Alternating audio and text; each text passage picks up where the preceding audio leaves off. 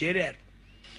పాండవులు, శ్రీకృష్ణస్వామి పరివారాలు అందరూ రాగా మహర్షులంతా వచ్చారు.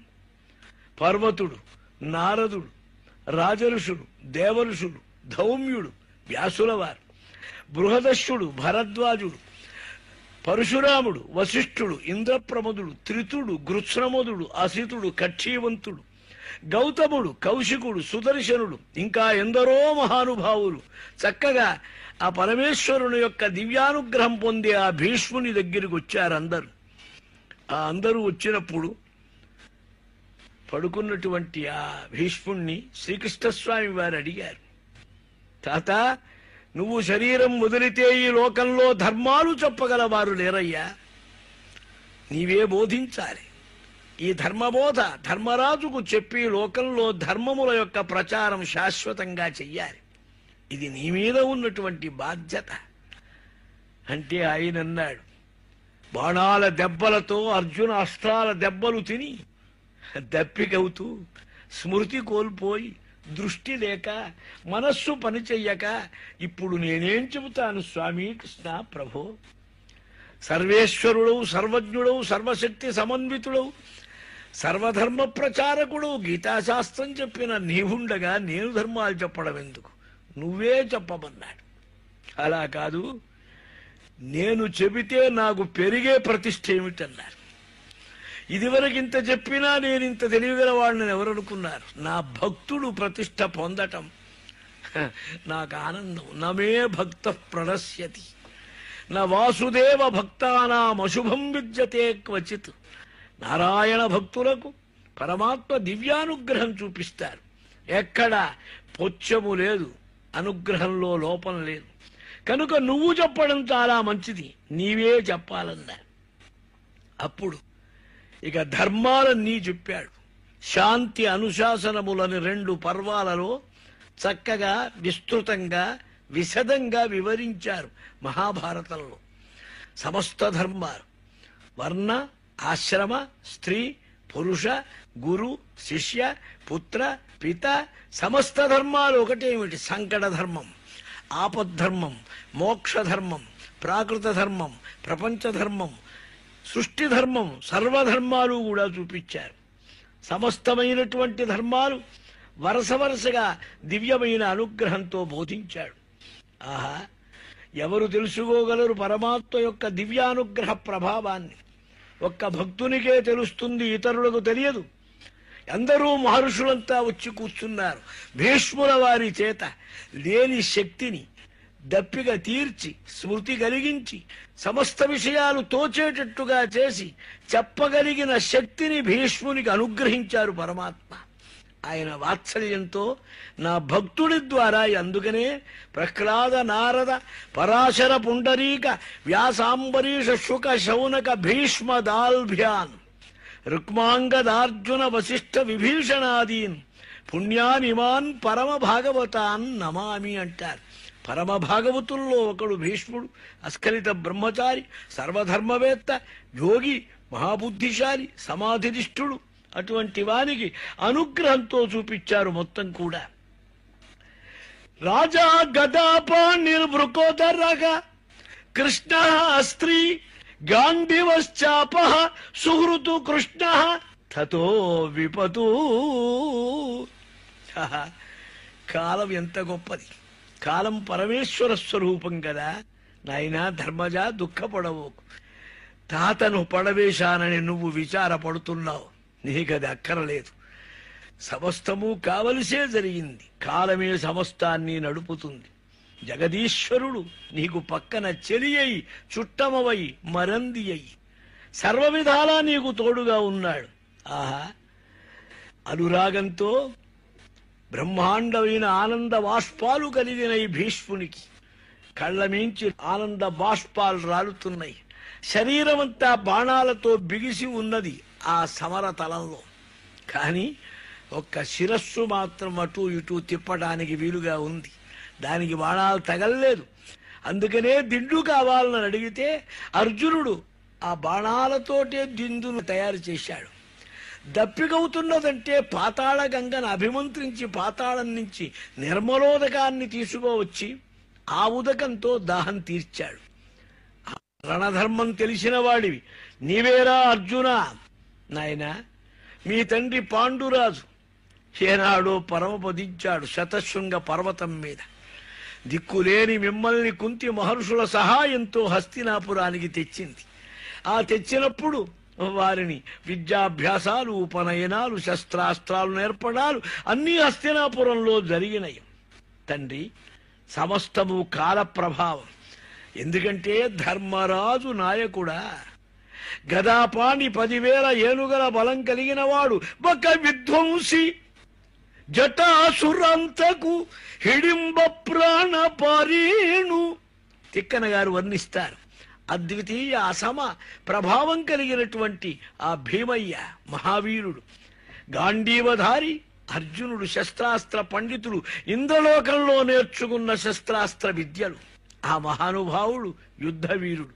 నకుల సహదేవులు చిత్రయుద్ధ విశారదు, శ్రీకృష్ణస్వామి రక్షకుడు. నాయనా, అయినా చూచావు, సౌప్తికంలో పిల్లలు పరివారాలంతా పోయినారు. ఎందరినో కోల్పోయినారు రణరంగంలో. కాల ప్రభావం. నహ్యస్య కరిహిచిద్రాజన్ పుమాన్ వేద విధిచితం. ఈశ్వరుని లీలా విలాసం ఎప్పుడు ఏమి చేయదలిచాడో అది ఎవ్వరికీ తెలియదు తండ్రి. అది తెలుసుకోవటం చాలా కష్టం. ఇది దైవతంత్రంగా నిర్ణయించి సమస్తమును దైవ ప్రభావంగా గుర్తించి, ధర్మజా నువ్వు దుఃఖాన్ని వదిలిపెట్టమన్నారు. ఏష వై భగవాన్ సాక్షాత్ ఆద్యగా నారాయణ పుమాను మోగయర్మాయయా లోకం గూఢశ్చరతి వృష్ణిషు. లోకాన్ని మాయతో వశం చేస్తూ అనంతకోటి బ్రహ్మాండములకు నాయకుడైన సత్యస్వరూపుడైన ఆనందమూర్తి అయిన ఈ పరాత్పరుడు సర్వేశ్వరుడు శ్రీకృష్ణుడుగా యదువంశంలో పుట్టినట్టుగా లీలలు చేస్తున్నట్టుగా మీలో తిరుగుతున్నాడు. ఏమి ఆయన విలాసం! ఆయన మహామహిమని ఎవరు తెలుసుకుంటారు? భగవాన్ వేద గుహ్యతమము శివ. ఒక్క శంకరుడికి తెలుస్తుంది పరమాత్మ యొక్క దివ్య వైభవం. దేవర్షికి నారద సాక్షాత్ ఇక్కడే ఉన్నాడుగా నారద మహర్షి వారు, ఆయనకు తెలియాలి. అలాగే కపిల నృప, కపిల మహర్షి సాక్షాత్ నారాయణుడే. ఈ నీవేమనుకుంటున్నావు? మేనమామ కొడుకు అనుకుంటున్నావు? కాదు. ఎం మన్యసే మాతులేయం కృష్ణం మిత్రం సుహృత్తమం అకరోగో సచివము దూతము. ఎంతగా మీకు సేవ చేశారయ్యా పరమాత్మ. పాండవులకు దూతగా బయలుదేరి వెళ్ళాడే హస్తినకు. సర్వేశ్వరుడు దూత. పతితులు గారు నీ ఎడల భక్తులు, శుంఠలు గారు విద్యల చతురులు, మంచివారు నృపసంతతికి తలలోని నాల్కొలు. సభారంగంలో స్వామి అందరికీ విశదించి చెబుతాడు. అచ్యుతునకు కూర్చువారు నాకు చాలా దగ్గర వారు. ఇలా పాండవుల యందు ఆత్మీయతను పెంచుకున్న పరమేశ్వరుడు విలాసమూర్తిగా మిమ్మల్ని అనుగ్రహించాడు. మీకు మేనమామ కొడుకుగానే ఉన్నాడు. సర్వాత్మకుడు ఆయన, సర్వద్రష్ట. ఆయనకు బుద్ధి వైషమ్యం లేదు. ఒకరి యందు అనుగ్రహం, ఒకరి యందు ఆగ్రహాలంటూ ఉండవు. ఆయన కోర తెగింది లేదు, అక్కర లేనిది లేదు. నానవాప్యమవాప్తవ్యం వర్తయేవచ కర్మణి. పొంద తగనిది లేదు, పొందవలసింది లేదు. రెండూ సుఖం లేదు, దుఃఖం లేదు, కోరికలు లేవు పరమేశ్వరుడికి. విలాసం. జీవుల యొక్క కర్మానుభవంగా ఒకరిని అనుగ్రహిస్తాడు, ఒకరిని శిక్షించడం అనే అనుగ్రహం చేస్తాడు. తథాపి ఏకాంత భక్తేషు పశ్య భూత భూప అనుకంపితము. అయినా పరమభక్తులు, భగవంతుణ్ణి పరమ ప్రేమతో ఆరాధించే మహానుభావులు ఎవరైనా ఉంటే వారి యందు ఎంతో దయ, కరుణ, కృపా రసాన్ని ఒలికిస్తాడు. వైషమ్యం లేకపోయినా తనను కల్పవృక్షం వలె, కల్పవృక్షం దగ్గరికి వెళ్ళి మాకు ఇది కావాలా అంటే అప్పుడు కోరికలిస్తుంది, అక్కర్లేదంటే ఊరుకుంటుంది. భగవంతుణ్ణి ద్వేషిస్తే శిక్షింపబడతాడు. అనుగ్రహించడానికి వీలుగా ఆరాధిస్తే, అనుసరిస్తే ఆప్యాయతతో హృదయాన్ని ఒప్పజెబితే సర్వము ఆయనే చేస్తాడు. పరమేశ్వరుడు భగవాన్ భక్త భావన, భగవాన్ భక్త భక్తిమాన్. భక్తుల యందు భగవంతుడికి భక్తి. భక్తి అంటే ప్రేమ. తనను ప్రేమించే వారి యందు తాను ప్రేమిస్తూ ఉంటాడు. తన ప్రేమ అనుస్యూతంగా నిత్యంగా ఉంటుంది. భక్తి ఆవేశ్య మనో యస్మిన్ను వాచాయన్నామ కీర్తయన్ను త్యజన్ కడేబరం యోగి ముచ్యతే కామకర్మభి. ఈ శరీరాన్ని జీవుడు వదిలేటప్పుడు ఆ స్వామి యొక్క దివ్య పాదారవింద ధ్యాన అనుసంధానంతో కూడిన చిత్తంతో ఆయన మంగళమైన శుభమైన నామాన్ని ఉచ్చరిస్తే, అందుకే అంటారు భక్తులు, కృష్ణ త్వదీయ పద పంకజ పంజరాంతమద్యైవ మే విశతు మానస రాజహంస ప్రాణప్రయాణ సమయే కపవాత పిత్తై కంఠావరోధన విధౌ స్మరణము కుతస్తే. ఇప్పుడంతా ఎందుకయ్యా భగవంతుణ్ణి చింతించడం? ఏదో ముసలితనం వచ్చేటప్పుడు, చచ్చిపోయేటప్పుడు అప్పుడంటే చాలు. అప్పుడు ఇనపెట్లో పెట్టిన డబ్బే పిల్లవాడికి చెప్పలేడు, రాయించిన ప్రాంసరీ నోట్లే చెప్పలేడు. ఎక్కడే ఉంది లాంటి గుడ్లేళ్ల పెడతాడు. కఫం కంఠాన్ని పిసిగేస్తుంది. కఫవాత పిత్తై కంఠావరోధన విధౌ. నీవు మొదటి నుంచి ఏది అలవాటు పెట్టుకున్నావో, దేని యందు మునిగి తేలుతున్నావో, దేన్ని ఆరాధిస్తున్నావో అది అనుస్యూతమై అదే మాట గుర్తొస్తుంది. అందుకే పుట్టినప్పటి నుంచి భగవంతుని యందు చిత్తం పెట్టమన్నారు, అదే స్మరించమన్నారు, అదే ఆలోచించమన్నారు. ఎందుకని? ప్రాణావసాన స్థితిలో అది మరల గుర్తొస్తుంది. నీకు చాలా అవసరమవుతుంది. ఆ గుర్తొచ్చినప్పుడు నీకు భగవంతుని యొక్క నామం గుర్తొస్తుంది. ఆహా, ఏ భగవంతుని యొక్క దివ్యనామ సంస్మరణ చేస్తూ శరీరాన్ని వదిలిపెట్టిన మహాయోగి కృతార్థుడై వికుంఠ ధామాన్ని చేరుతాడో సదేవదేవ భగవాను ప్రతీక్షతాం కళేబరం యావదిదము హినోమ్యహం. దేవదేవుడు, పురాణ పురుషుడు భగవంతుడు, అప్రమేయుడు, ఆ పరమాత్మ ఆహా ఇక్కడికి దయచేశాడు. స్వామి, ఒక్క పెద్ద కోరిక కోరుతున్నానన్నాడు.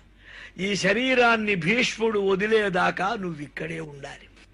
నీ సమక్షంలో నిన్ను చూస్తూ ఈ శరీరం వదలాలి. ప్రసన్న హాసారుణ లోచనోల్లసతు ముఖంబుజ ధ్యానపథ చతుర్భుజ.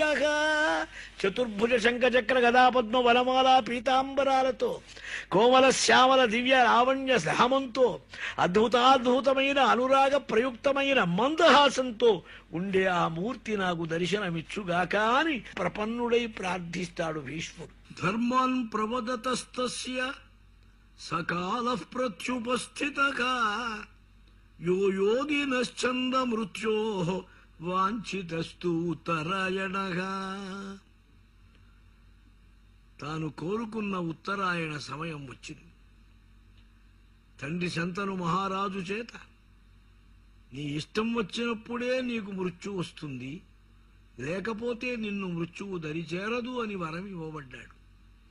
స్వచ్ఛంద మృత్యువైన ఆ భీష్ముడు ఉత్తరాయణ ప్రవేశానికి ఎదురు చూస్తున్నాడు. అనగా మాఘశుద్ధ అష్టమి. భీష్మ ఏకాదశి అంటారు, ఏకాదశి కాదు, ఆయన శరీరం వదిలింది. మాఘశుద్ధ అష్టమి నాడు భీష్మాష్టమి అని తర్పణాలు చెయ్యాలందరూ. ఆయనకు ఆ సమయం ఆసన్నమైంది. చూచాడు. తదా ఉపసంహృత్య గిరః సహస్రణీకి విముక్త సంగం మనః ఆదిపూరుషే కృష్ణే లసత్పీఠపటే చతుర్భుజే పురస్థితే మీలిత దృకు వ్యధరయతు. బాహ్య విషయాలన్నిటినీ ఉపసంహరింపజేశాడు. శబ్దస్పర్శ రూప రసగంధానుభవాలు లేవు. లౌకిక వ్యవహార మనస్సు లేదు. ప్రసంగాలు మానాడు. ఆలాపంబులు మాని చిత్తము మనీషాయత్తముంచేసి దృగ్జాలంబున్ హరిమోముపై వరపి తత్కారుణ్య దృష్టి వినిర్మూలీభూత శరవ్యధానిచయుడై మోదించి భీష్ముండు సంశీలం బొప్పనుతించే కల్మష గజ శ్రేణీకరిన్ శ్రీహరిన్. సర్వ విషయ ప్రసంగాలు వదిలాడు, సర్వ సంకల్పాలని తోసేశాడు. మనస్సు అమనస్కమైపోయింది.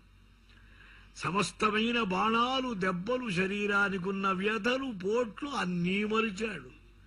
సమాధినిష్ఠుడై ఉన్నాడు. చక్కని ఉత్తమోత్తమైన ఏకైక స్వభావంతో సమస్త కల్మష శ్రేణులను పోగొట్టేటువంటి ఆ సర్వేశ్వరుణ్ణి, వాసుదేవుణ్ణి నుతించాడిదే భీష్మస్తవం. త్రిజగన్మోహన నీలకాంతి తనువుద్దీపింప ప్రభాత నీరజ బంధు ప్రభమైన చేలము పైన్రంజిల్ల నీలాలక ప్రభ సంయుక్త ముఖర విందము అతిసేవ్యం వై విజృంభింప మా విజయుల్ చేరెడు వన్నెలాడు మదినావేశంతు నెల్లప్పుడు. ముల్లోకాలను మోహింపచేసే సుందర సుకుమార లావణ్య కోమల శ్యామల దివ్యకాంతి శరీరమంతా ప్రకాశిస్తూ ఉంటుంది. ఆ సర్వేశ్వరుడి యొక్క శరీర కాంతి. కోటి సూర్య ప్రభాభాసమానమైన దివ్యస్వామి యొక్క దర్శనం కలిగితే అది మరవటానికి వీలా, ఇలా ఉందని చెప్పడానికి వీలా.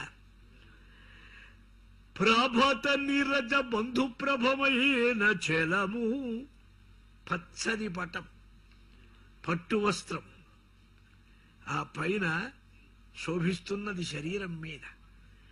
నల్లని నీలమేఘ శ్యామల శరీరం మీద ఆకుపచ్చ పసుపచ్చల కలయికలతో కూడినటువంటి వస్త్రం పైన శోభిస్తున్నది.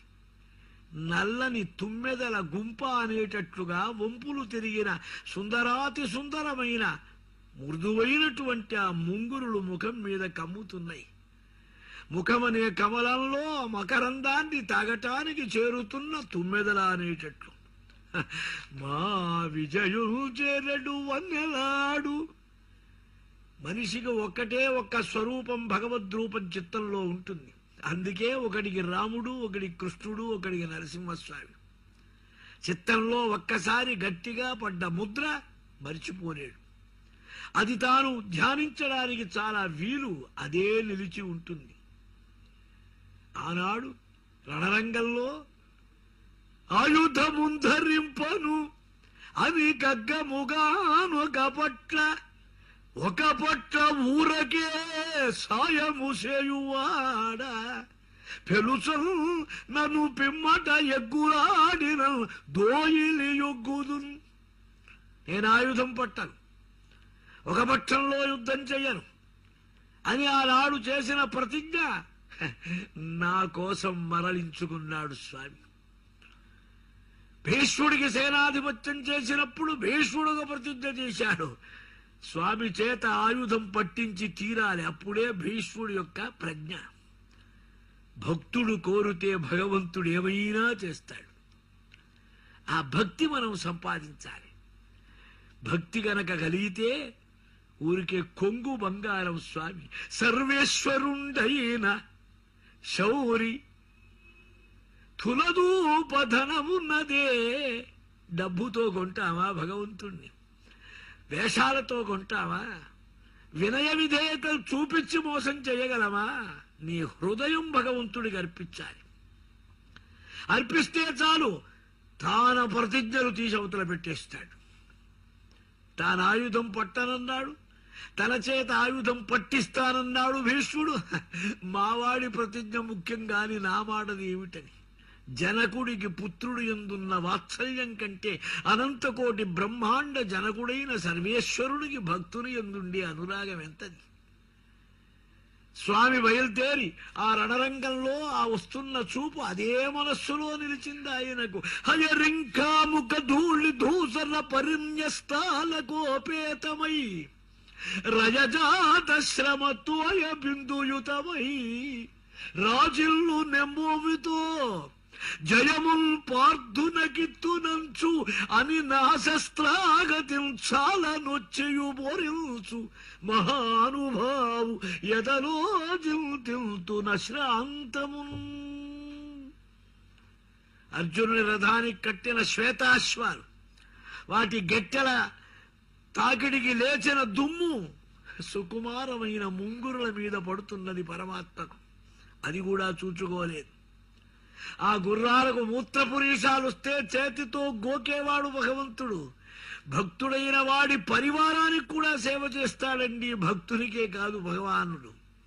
ఆహా, ఆ వేగంతో శ్రమతో కూడినటువంటి ముఖం కలిగి పార్థుడికి అర్జునుడికి జయం ఇచ్చి తీరుతానని పట్టుబట్టి రథంతో ముందుకు తోరుకుంటూ వచ్చాడే మహానుభావు ఎదరో తిరుతూ అశ్రాంతము. ఆ సర్వేశ్వరుణ్ణి నా హృదయ కమలంలో సర్వదా భావిస్తాను, మననం చేస్తాను, ధ్యానిస్తాను. నరు మాటలు విని నవ్వుతో ఉభయ సేనా మధ్యమక్షోణిలో పరులిక్షింప రథంబు నిల్పి పరభూపావళిం చూపుచున్ పరభూపాయువులెల్ల చూపులన శుంభల్ కేళి వంచించు. ఆ పరమేశుండు వెలుంకుచుండెడు సుహృతు పద్మాసనాసీనుడై. అర్జునుడన్నాడు, సేనయోరుభయోర్మధ్యే రథము స్థాపయమే అచ్యుత. కృష్ణ ప్రభో వాసుదేవ, ఈ రెండు సైన్యాల మధ్యలో రథాన్ని నిలపవయ్యా.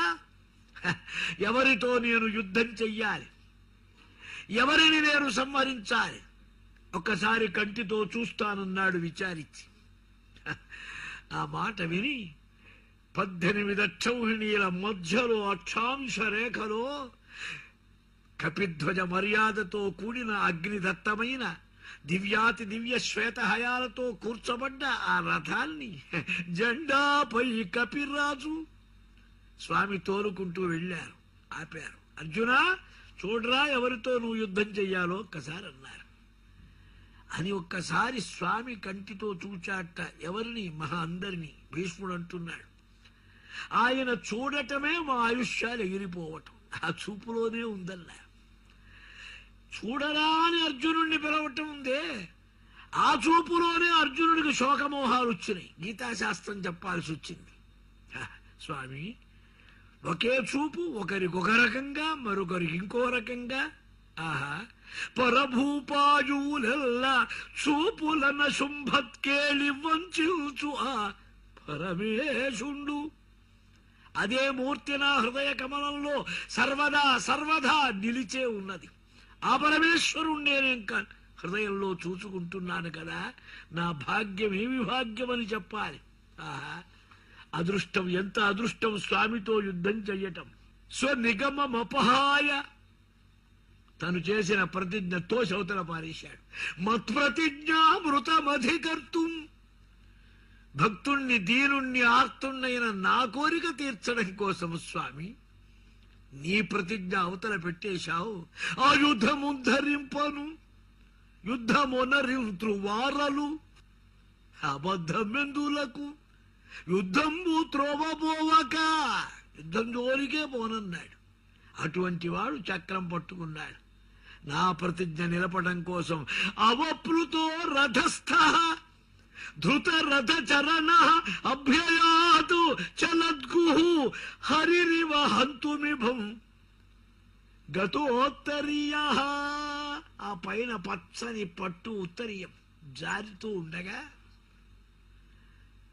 చక్రాన్ని చేతిలో ధరించి, చూడు నిన్ను చంపుతా, ఈ పూట భీష్ముణ్ణి ఖాళీ చేస్తానంటూ కుప్పించి ఎగసిన కుండలంబుల కాంతి గగన భాగం వెల్ల గప్పికొనగా చక్రి ఉరికినను ఉర్వక ఉదరంబులోనున్న జగముల వ్రేగున జగతి కదలా చక్రంబు చేబట్టి చనుదిల్చురయమున పైనున్న పచ్చని పటము జారా నమ్మితి నాలావు నగుబాటు చేయకు మన్నింపుమని క్రీడి మరల దిగువా. స్వామి వెంట దూకి పట్టుకున్నాడు అర్జునుడు. కృష్ణా ప్రభో, నువ్వు యుద్ధం చెయ్యనన్నావు, ఆయుధం పట్టనన్నావు, నా పరువు నిలపవయ్యా. నేను అసమర్థుణ్ణి గనక నువ్వు ముందుకొచ్చావని అనుకుంటారే. చూచారా, నమ్మితి నాలావు నగుబాటు చేయకు మనింపు బని క్రీడి మరల దిగువ. కరికి లంఘించు సింగంబు కరని మెరసి నేడు భీష్ముని చంపుదు నిన్నుగాదు విడువు అర్జున అనుచు మద్విసిక వృష్టి తెరలిచను దెల్చు దేవుండే దిక్కునాకు. ఏ దేవుడు నా దివ్యాస్త్ర శస్త్రాలతో నొచ్చి శరీరమంతా బాణాలు దిగబడి రక్తసిక్త శరీరుడై కోపాన్ని అభినయించి అర్జునుడికి ఆనందం కల్పించాలి, అర్జున శత్రువుని పరిమారుస్తున్నట్లుగా నటించి సుదర్శన చక్రాన్ని పట్టుకొని ఏనుగ కుంభస్థలాన్ని పగలగొట్టడానికి బయలుదేరిన మృగరాజైన బలవంతమైన నిర్వక్ర విక్రమవంతమైన సింహంలాగా దూకొచ్చాడో. ఆహా, జజరథ కుటుంబ ఆత్తతోత్రే ధృతహయ రశ్మిని తచ్రియా ఈక్షణీయే భగవతి రతిరస్తు మే ముమూర్షో యమిగ నిరీక్షహతాః గతాః స్వరూపం. హే పరమేశ్వరుణ్ణి, ఏ దివ్యమూర్తిని, ఏ ప్రపంచాతీతుణ్ణి, ఏ భగవంతుణ్ణి చివర భాగంలో ఒక్కసారి స్మరించి ధ్యానించి మనస్సులో నిలిపి సంస్మరణం చేస్తే ఆయన సాలోక్య సామీప్య సారూప్య సాయుధ్యాలు పొందుతారో అట్టి సర్వేశ్వరుడు అర్జునుడు యొక్క రథం అనే కుటుంబంలో సారథిగా కూర్చొని ఆ పగ్గాలు లాగుతూ అఖండమైన దివ్యాతి దివ్యమైన అపూర్వ శోభా వైభవంతో తులతూగుతున్న నా సర్వేశ్వరుడు ఆ భగవంతుడు. ఆహా, స్వామి తనకున్భృచ్చుడు, ఎంత అనుగ్రహం నీకు అర్జునుని మీద. తనకున్భృచ్చుడు వీనిగా చుట మహాధర్మంబు వొమ్మంచు అర్జున సారథ్యము మూని పగ్గములు చేజోజ్యంబుగా బట్టుసు మునికోలం వడి పూల్చి ఘోటకములన్ మోదించి తాడించుచు జనులన్ మోదము నొందసేయు మోదా మహాత్ముని ప్రశంసించదన్. తన భృత్యుడు నమే భక్త ప్రణశ్యతి మద్భక్త ఎత్ర గాయంతి తత్ర తిష్ఠామి నారద. నన్నెవడు ప్రేమిస్తాడో, ఎవడు భావిస్తాడో, ఎవడు ధ్యానిస్తాడో, నా యందు చిత్తం అర్పించిన వాడికి నేను సర్వస్వం అర్పిస్తాను. వాడొక్క మనస్సే అర్పిస్తాడు, నేను నా సర్వస్వం అర్పిస్తాను. నా భృత్యుడు పాపం అర్జునుడు నన్ను నమ్ముకొని రణరంగానికి వచ్చాడు. వీడికి ఏమైనా ఇబ్బంది కలగటాన్ని నేను సహిస్తానా? ఈ భీష్ముడు చండ ప్రచండ నిర్వక్ర విక్రమ ప్రభావంతో రేగిపోతున్నాడే, ఇతన్ని ఇప్పుడు అనపకపోతే లాభం లేదని నా మీదికి ఆగ్రహాన్ని చూపించాడే. స్వామి, పలుకుల నగముల నడపుల అలుకల అవలోకనముల ఆభిరవధూకులముల మనముల తాలిమి కొలుకులు వదలించు ఘనుని కొలచెద మదిలో. ఒక్క చిరునవ్వు, ఒక్క మందహాస స్ఫూరిత వదనారవింద దివ్య కరుణా కటాక్ష వీక్షణ ప్రసారం, ఆ కులుకు, ఆ హొయలు, ఆ శోభ, ఆ అందం, ఆ సౌరు, ఆ తీరు, ఆహా ఏవి నేర్పు.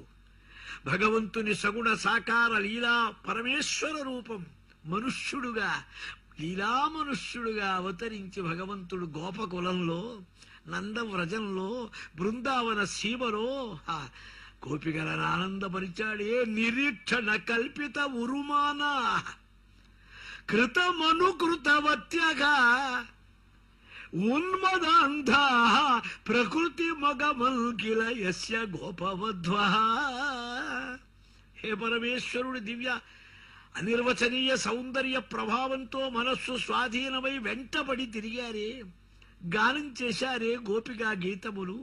ఆయన లీలలన్నీ అభినయించి చేశారే, అదే పని చేశారు భక్త జయదేవు మొదలైన వారు అష్టపదుల్లో.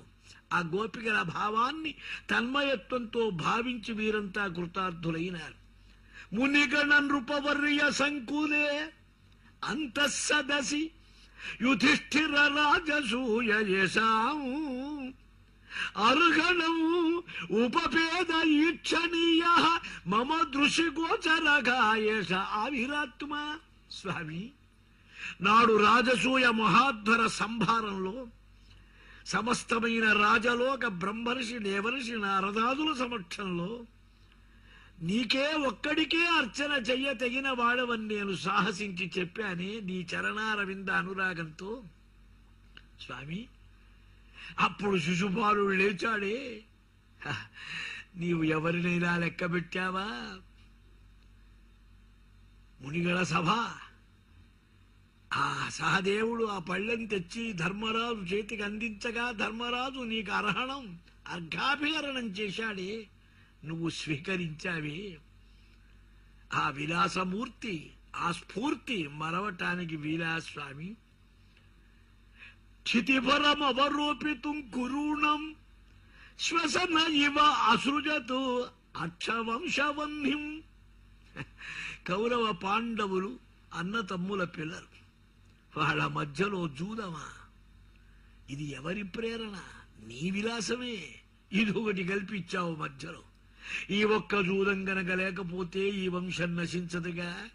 ఈ కౌరవ పాండవ పరివార పరికరాలు సంహరింపబడవుగా సమరరంగంలో. ఆహా, తమిగ మగము అనువ్రత ఆర్తిహాంఘ్రిం హృది పరిరభ్య జగామి మర్త్యనీడము. ప్రభో కృష్ణ, భూభారాన్ని తీర్చడం కోసం మాయా లీలా అవతార మూర్తివై అవతరించి ఈ సమస్త జగత్తుల యొక్క క్షేమం ధర్మస్థాపన కోసం జూదాన్ని పుట్టించి వారిలో కలహాన్ని రేపి రణరంగానికి దించి కురుక్షేత్ర భయంకర సంగ్రామ రంగంలో సర్వ సంహారాలు చేయించావే. భూభారం తీర్చడానికి నీ విలాసం అగ్ని గనక వాయువు ప్రేరణతో పెరిగినట్టుగా నీవీ వైరాన్ని పెంచి యుద్ధభూమిలోకి దించావు. స్వామి, అటువంటి ఆర్తులైన వారు, ఆపన్నులైన వారు ఆ స్మరిస్తే చాలు సర్వతాపాలను తీర్చే నీ దివ్యమైన పాద కమలాన్ని నా హృదయంలో భావించి కౌగలించుకొని సంస్పర్శ పొంది ఈ మానవ శరీర ఉపాధిని వదిలేస్తానన్నాడు. తమిగ మహమజం శరీర భాజం హృది హృది ధిష్ఠితం ఆత్మ కల్పితానాం ప్రతిదృశం ఇదా అనేకధార్కమేకం సమధిగతోస్మి విధూత భేదమోహ. భగవంతులు అనేక రకాల, ఒకడా ఇద్దరా ముగ్గురా? ఒక్కడే ఏకమేవా ద్వితీయం బ్రహ్మ నేహ నానాస్తి కించన నహి ద్రష్టుర్దృష్టేర్విపరిలోప. సర్వోపనిషత్తులు చక్కగా స్ఫూర్తిగా చూపిస్తాయి ఈ మాటలు. ఒక సూర్యుండు సమస్త జీవులకు తానొక్కొక్కడై తోచుపోలిక. ఉన్న సూర్యుడు ఒక్కడే, కానీ ఎవడు ఎలా చూస్తే వాడికల్లా సూర్యుడు కనపడుతూనే ఉన్నాడు. ఒక్క సూర్యుడే ఇంతమందికి కనపడతాడు. కాదు కాదు, కుండల్లో నీళ్లు పోసి 6,000 పెడితే సూర్యబింబం దాంట్లో ప్రతిబింబిస్తే 1000 కుండల్లో 1000 సూర్యుడు కనపడతారు. 1000 సూర్యుడు ఉన్నారా? ఒక సూర్యుండు సమస్త జీవులకు తాను ఒక్కొక్కడై తోచుపోలిక. ఏ దేవుడు సర్వకాలము మహాలీలం నిజోత్పన్న జన్య కదంబంబుల హృత్సరోరుగములం నానా విధానూన రూపగుడై ఒపుచునుండు. అట్టి హరినే ప్రార్థింతు శుద్ధుండనై. ఒకే సూర్యుడు సమస్త ఉపాధుల్లో వేరు కనపడ్డట్టు ఈ అనంతకోటి బ్రహ్మాండముల్లో, ఈ 84 లక్షల జీవరాశుల్లో, సమస్త భిన్నమైన ప్రకృతులతో కూడిన ఉపాధులు కలిగిన ఈ జీవుల్లో ప్రతివాడిలో అంతరాత్మగా ఉన్నాడు. భగవంతుడు హృదయంలో లేని జంతువు లేదు, కుక్క కాదు. శునిచైవ స్వపాకేచ పండితాస్ సమదర్శిన. కుక్క, బ్రాహ్మణుడు, గోవు, గాడిద ఏ భేదం లేదు. అంత ఏనుగలో ఉన్నదే ఇంత చీమలో కూడా ఉన్నది. పిపీలికలో ఉన్నదే బ్రహ్మలో ఉన్నది. అదే అణోరణీయాన్ మహతో మహీయాన్, సర్వవ్యాపకమై ఉంది, సత్యజ్ఞానానందమై ఉంది.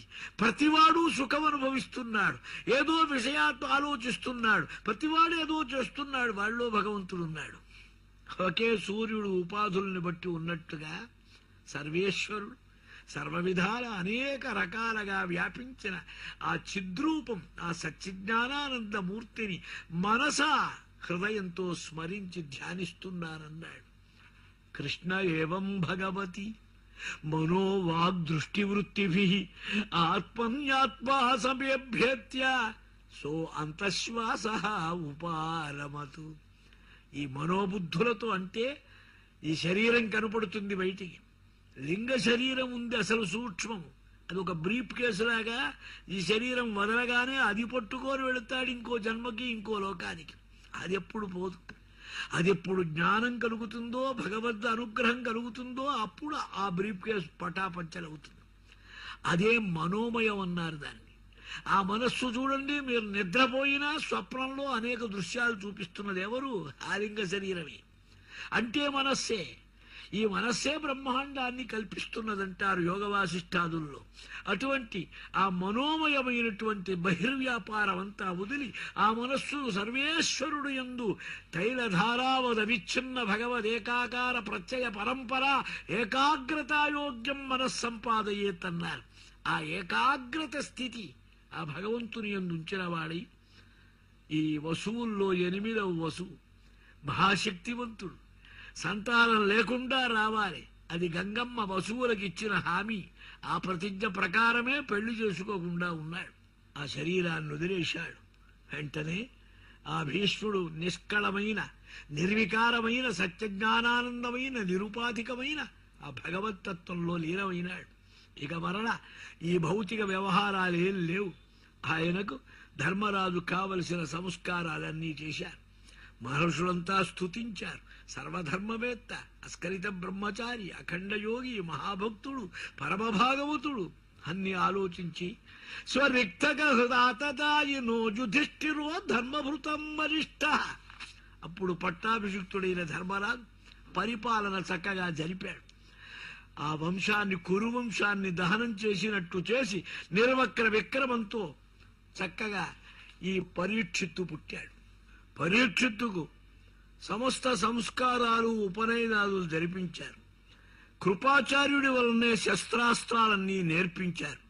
సర్వసమర్థుడైనాడు. మహాతేజశాలి, అర్జునునికి పౌత్రుడు, అభిమన్యుని యొక్క పుత్రుడు. సమస్తమైనటువంటి వైభవాలతో పాండవులున్నారు. 3 అశ్వమేధ యాగాలు చేయించారు ధర్మరాజు చేత శ్రీకృష్ణ భగవానుడు. అప్పుడు వదిలిపెట్టలేక ఉన్నటువంటి పాండవుల దగ్గర అనుజ్ఞ తీసుకొని మెల్లగా ద్వారకా నగరానికి వెళ్లారు. తరువాత యాదవ కుల ముసలాదులన్నీ జరిగినాయి. ఆ పైన పట్టాభిషేకం చేసి ధర్మరాజు ఇక ఈ లోకంలో మనం ఉండవలసిన పని లేదని సోదరులతో, ద్రౌపదీదేవితో మహాప్రస్థానానికి వెళ్లిపోయినారు. హిమవత్పర్వతానికి బయలుదేరి ఉత్తర దిక్కుగా ఎవరితో మాట్లాడక, వెనక్కు చూడక, ఏది ఆలాపించక, ఏ విషయం పట్టించుకోక సమస్త విషయాలతో నిరీహుడై బయలుదేరి వెళ్లిపోయినాడు. అప్పుడు పరీక్షిత్తు ధర్మ పరిపాలన చేస్తూ ఉంటే కలిపురుషుడు కనపడ్డాడు. ఆ కలిపురుషుణ్ణి చంపుతానన్నాడు. కాని కలిని చంపకూడదన్నారు. ఎందుకంటే కలి ఎంత సులభమైన యుగం లేదట. ఇది వరకు యాగ యోగ తపస్సమాధులు చేసినా దొరకని భగవద్విషయం కలిలో భగవన్నామం చేస్తే దొరుకుతుందిట. ఇంత తేలిక సులభమైన మార్గం. అందుకనే మహర్షులంతా త్రేతాయుగ కృతయుగాల్లో పుట్టిన వారు మేం కలియుగంలో పుట్టాలని కోరుకుంటారట. సారంగ ఇవ సారభుక్ అన్నారు. తుమ్మెద గనక పుష్పముల యందలి మకరంద రసాన్ని ఆస్వాదించినట్లు కలిలో పాపం చేద్దామనుకుంటే తప్పు రాదుట, చేస్తేనే వస్తుందిట శిక్ష. ఇతర యుగాల్లో పాపం చెయ్యాలనుకుంటేనే శిక్షణ, పుణ్యం చేద్దామనుకుంటేనే పుణ్యఫలం కలుగుతుందిట కలిలో. ఎంత మధురమైన కలియుగం అండి. ఒక రకంగా ఆలోచిస్తే ఉపయోగించుకోగలిగిన వాడికి సులభాతి సురనభ తరుణోపాయం. కనుక ఈ కలిని చంపవద్దన్నారు. అయితే ఏం చెయ్యాలి? పరీక్షిత్తు ప్రభుత్వం ఉన్నంత వరకు నువ్వెవరి దగ్గరికి రాకూడదు. మరి ఎక్కడన్నా ఉండాలి. ఎక్కడన్నారు? మద్యశాలల్లో, జూద గృహాల్లో, వ్యభిచార స్థలాల్లో నువ్వు నివసించమని కలిని నిర్బంధించి ఆ పైన పరీక్షిత్తు అరణ్యంలో ఒకనాడు విహారానికి వెళుతున్నాడు. పరీక్షిన్ మహారాజు వనంలో వేటాడి మృగాలని అలసిపోయి ఆకలిగొన్నవాడై దప్పిక కలిగి ఎక్కడా జలాశయం అనేది కనపడక తిరిగి తిరిగి ఒక ఆశ్రమ ప్రాంతముందు కూర్చొని ఉన్న పరమశాంతుడైన మహర్షిని చూచాడు. కన్నులు మూసి ఉన్నాడు. ప్రతిరుద్ధ ఇంద్రియ ప్రాణమనో వృద్ధిముపరతం స్థానత్రయాతు పరం ప్రాప్తం. జాగ్రత్త స్వప్న సుషుప్తుల కంటే తురీయమైనటువంటి సమాధిలో ఆనందంలో ఉన్నాడు. పరమపురుష దర్శనంతో ఆనందాన్ని పొందుతున్న మహానుభావుడు సమాధినిష్ఠుడైన శమీకుడనే మహర్షిని చూచాడు. జటాధారి, కృష్ణాజిన ధరించాడు. మహారాజును, చక్రవర్తిని, కురువంశ సార్వభౌముణ్ణి నేనొచ్చాను. దప్పికై కదలడు, మెదలడు, కన్ను తెరిచి చూడడు, కూర్చోమనడు. కోపం వచ్చింది. బ్రాహ్మణం ప్రత్యభూద్రాజ్ఞ మత్సరో మంజురేవచ. మాత్సర్యం కలిగింది. వెంటనే కోపం పట్టలేక అక్కడ చచ్చిపడి ఉన్నటువంటి ఒక పామును తీసి శమీకుని మెడలో వేసి బయలుదేరొచ్చాడు. ఆయనకు తెలియదు, శరీర భారమే లేనివాడు. కుర్రవాళ్లతో ఆడుకుంటున్నాడు కుమారుడైన శృంగి అనే మహర్షి. బాల్యం నుంచే తపస్సంపన్నులు, తేజశ్శాలులు, సత్యధనులు. వారికి ఎంత ప్రభావం! ఏమిరా, మీ నాన్న మెడలో ఎవరో ఆ రాజు పాము వేసిపోయినాడురా అని చెప్పారు తోటి పిల్లలు. నీచ క్షత్రియుడు, బ్రహ్మనిష్ఠుడైన తపశ్శాలి అయినటువంటి నా తండ్రిని అవమానం చేస్తాడా? ఆడడు తన్ను దూషణములు ఆశ్రమవాసులగాని వైరులంగూడడు కందమూలములు గూడగదించు సమాధి నిష్ఠుడై వీడడులోని చుట్కులను విష్ణుని దక్క పరప్రపంచము చూడడు మద్గురుండు ఫణి చుట్టగా నేటికి రాచవానికి. దురహంకారంతో రాజని, గర్వంతో ఋషిని పరదూషణ చెయ్యని వాణ్ణి, సర్వదా సర్వేశ్వరుణ్ణే మనస్సులో చింతిస్తున్న మహానుభావుణ్ణి అవమానిస్తాడా? మేమేం తప్పులు చేశామా? యాచనకు వెళ్ళామా? ఈయన మీద ఆధారపడ్డామా? పోము హిరణ్య దానములు పుచ్చుకొనంగా. దానాలు పట్టడానికి ఆశ్రయించే వాణ్ణి కావు. పోము హిరణ్య దానములు పుచ్చుకొనంగా ధనంబులేమియుందేము సవంచనములుగా దీవనలిచ్చుచు వేసరింపగా రాము. కపట వేషాలతో ఆశీర్వచనాలు చేస్తూ వెంటబడేవాళ్ళం కాదు. వనంబులం గృహ విరాములమై నివసింప చలరే పామును వైవగా తగునే బ్రహ్మమునింద్రు భుజార్గళమునను. ఎంత అన్యాయం! ఎంత దురహంకారం! ఆహా! అంగిరస వంశ ప్రభూతుడైన మహామహర్షిని చులకనగా అవమానిస్తాడా? ఉడుకు నెత్తురుతో కోపం వచ్చి ఆవేశం పట్టలేక వెంటనే ఉదకం తీసి శపించాడు. ఓడక వింటి కోపున మృతోరగమున్కొని వచ్చి మారు మాటాడకయున్న మజ్జనకు నంసమునందున పెట్టి దుర్మద క్రీడ చరించు రాజు హరికేశవులొడ్డిననైనా చచ్చుపో ఏడవ నాడు తక్షక ఫణీంద్ర విశానల హేతి సంహతి.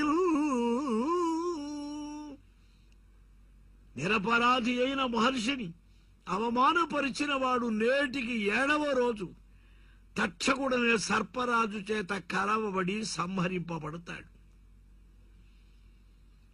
మహానుభావుణ్ణి తృణీకరించి అవమానం చేస్తాడా దుర్మార్గుడు అని శపించాడు. శపించి ఆ పామును చిన్నతనం పామును తీయటం ఎట్లా, తీస్తే కరుస్తుందేమో, అసలు ఎట్లా అని బతికున్నదనుకోని పాపం ఏడుస్తున్నాడు తండ్రిని కౌవలించుకొని.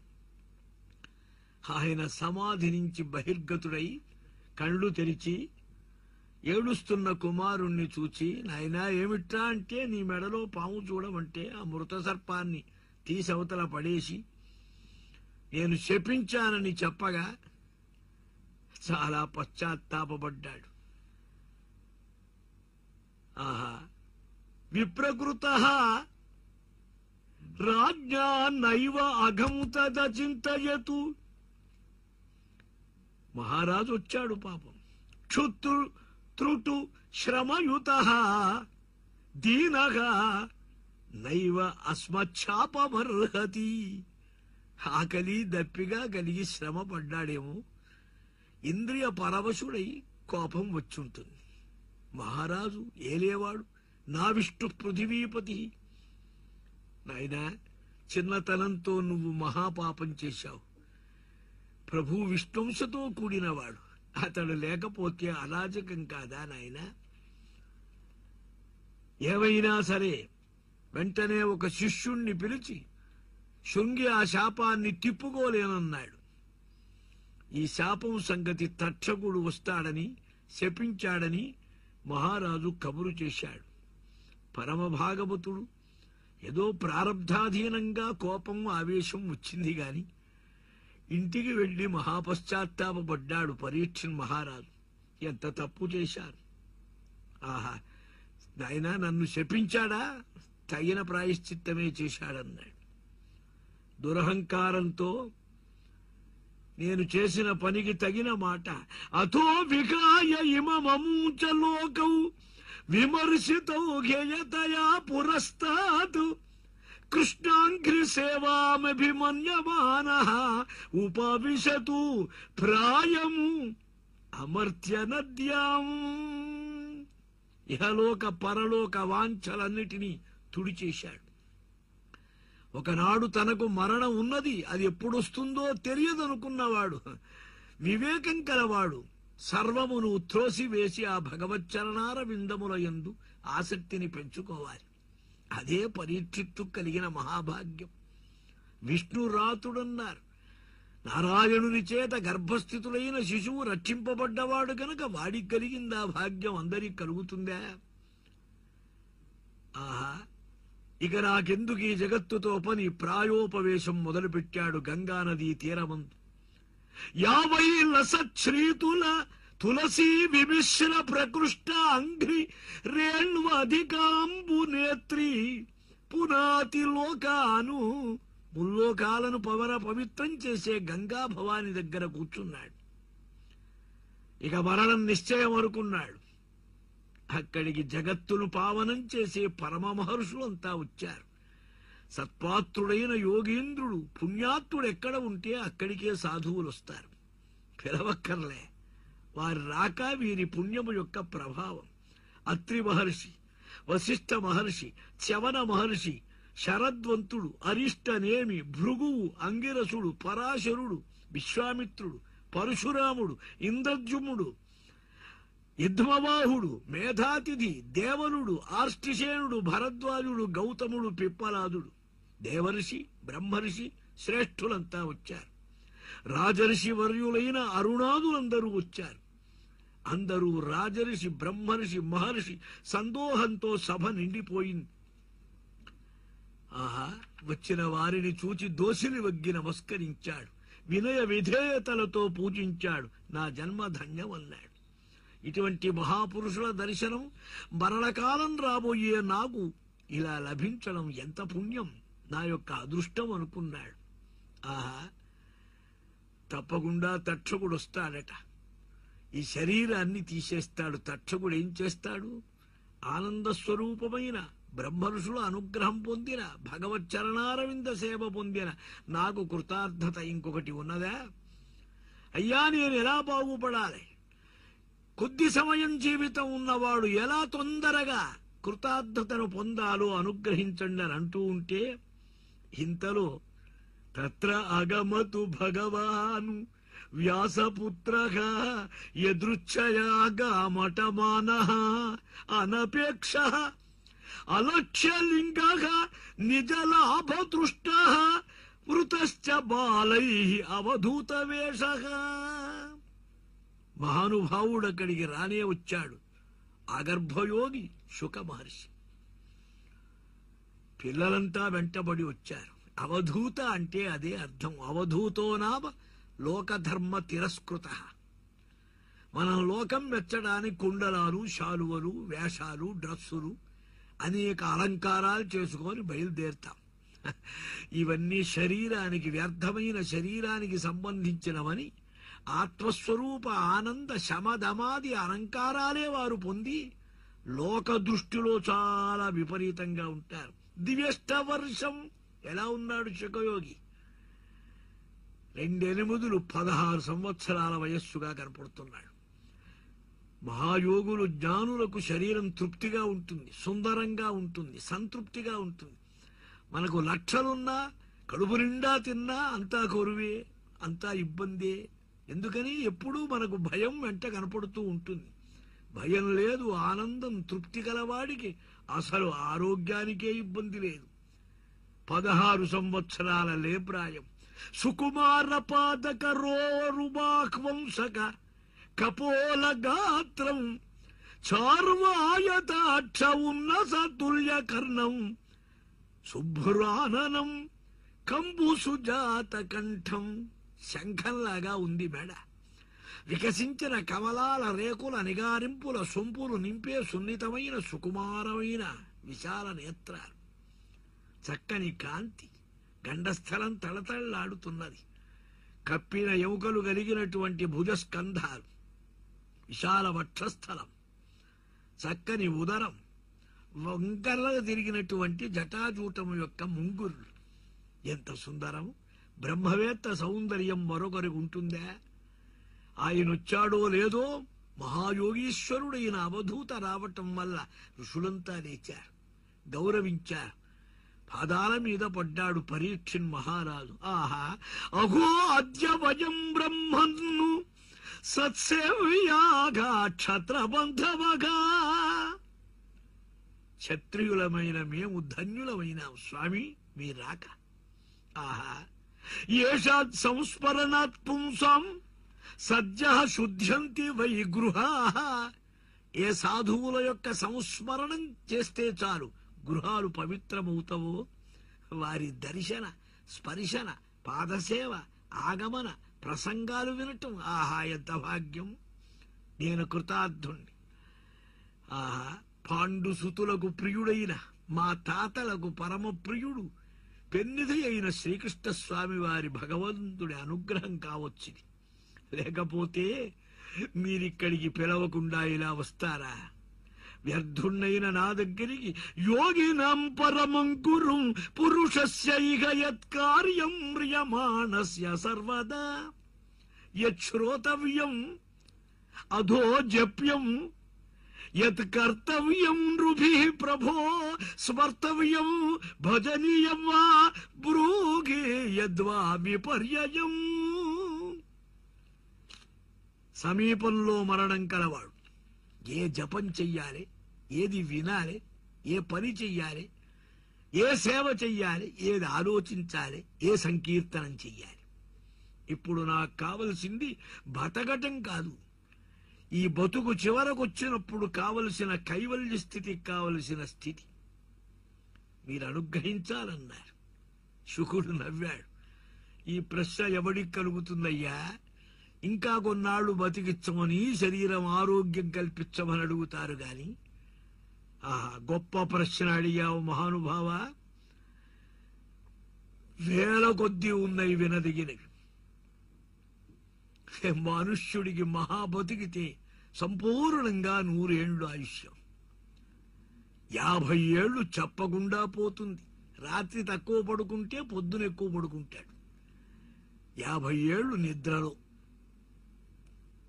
ఇంకా 25 ఏళ్లు ఉన్నాయి. ఏమీ తెలియని కొన్నాళ్లు, అస్తావిస్తం వచ్చేది కొన్నాళ్లు. చివర కొంత, మొదలు కొంత. బాల్యం, వృద్ధాప్యం. ఇక మిగతావా కుటుంబ భరణేనచ. ఎవడి కొంప తీయాలి, మన కడుపు ఎలా నించాలి, ఎవడిల్లు మట్టం చెయ్యాలి, నేనెట్లా గొప్పవాణ్ణి కావాలి, ఎత్తుకు పై ఎత్తు ఎలా పెరగాలి. దీనితోటే ఈ లోపల జబ్బులు, యోగాలు, దుఃఖాలు, దరిద్రాలు, ఆకలి, నీవు బాధలో ఎంత ఉంది సమయం.